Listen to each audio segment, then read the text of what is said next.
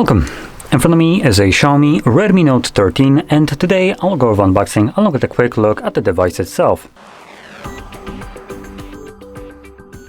So let's just get straight into the box. Now this is the more of a budget version of the bunch of the 13 lineup, as they have also the 13 Pro Plus, which all of them are priced in a mid-range category.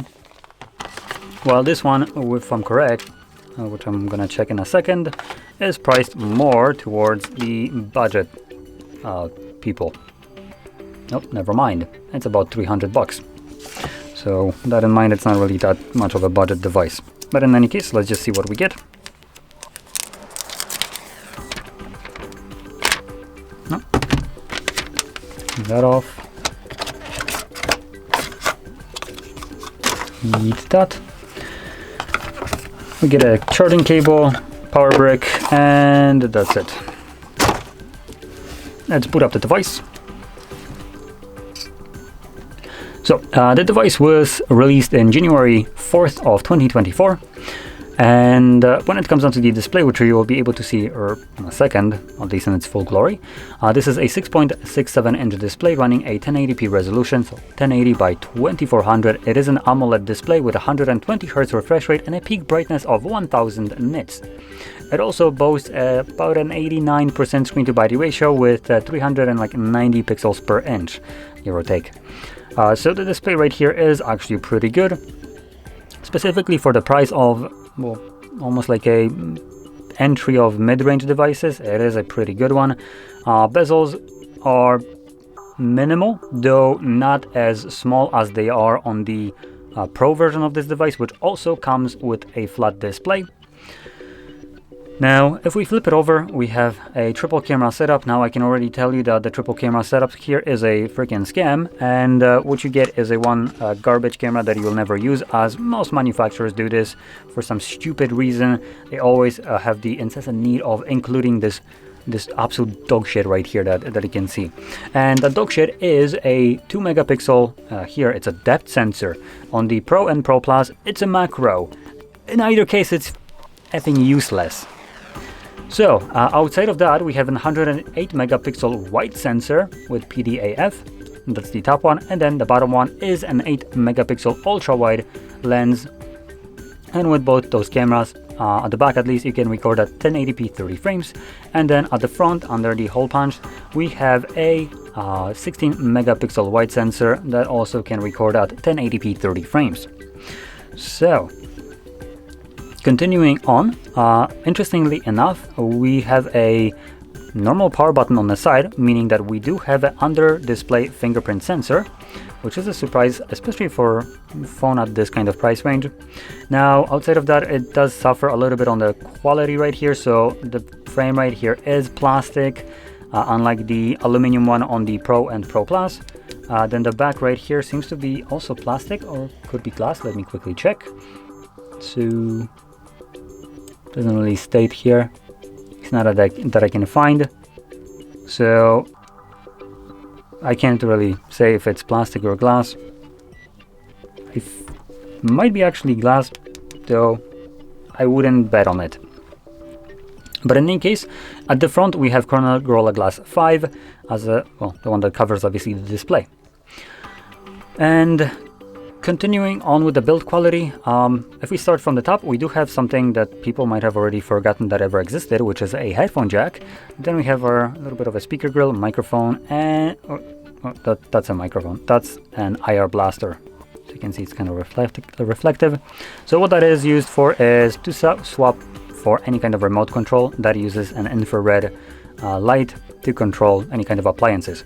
You can use your phone, you can set up multiple remote controls for a bunch of different things, and it's pretty simple and obviously handy. Specifically, for instance, if you travel, you end up in a hotel that doesn't have a remote control for an AC, you can just use your phone for that. Pretty handy thing. Then on the side we have our volume rockers along with the power button. Like I mentioned before, it's just a power button, nothing else. At the bottom we have more speakers, Type-C charging port, microphone, and our tray, which where is my little SIM eject tool? Should be somewhere.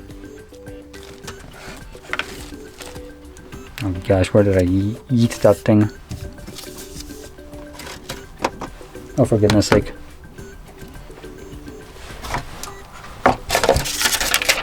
Trying to find the little tool that I used to pop out the tray, but for goodness sake I cannot find it. Where did I toss that?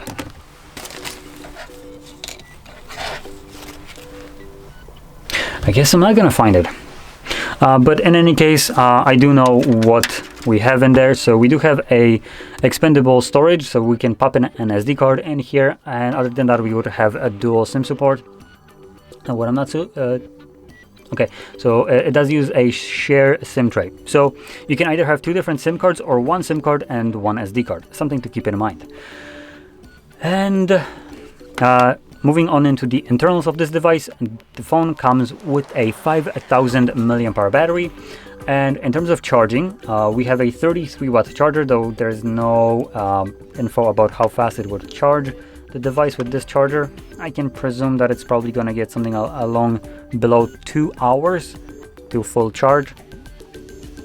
Now, the base model of this device will come with 128 gigabytes of storage with 6 gigabytes of RAM, and you can go up to 256 with 12 gigs of RAM.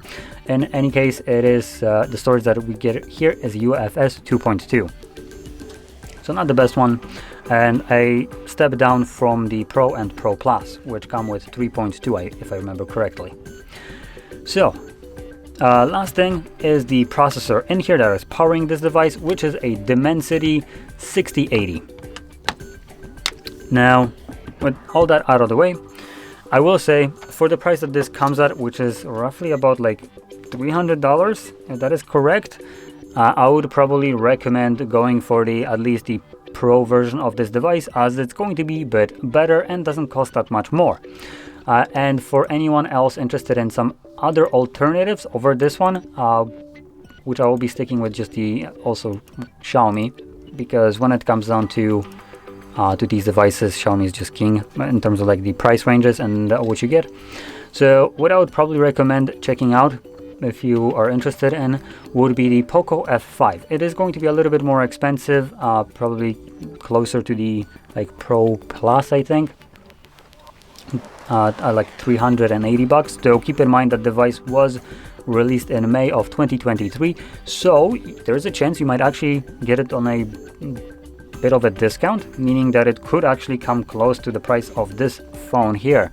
And what you get for that money would be a Snapdragon Plus Gen 2, Snapdragon 7 Plus, which will be faster than this one right here, with arguably a better design, because the cameras don't actually protrude, if I remember that device correctly, though I could be wrong, keep that in mind.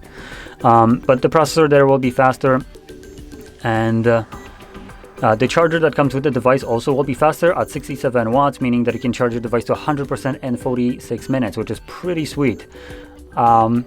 So yeah, almost everything about the F5 will be better than this device. And if you can get it at a great discount, because it's already like a year-old device, then I highly urge you to check that device instead of this one.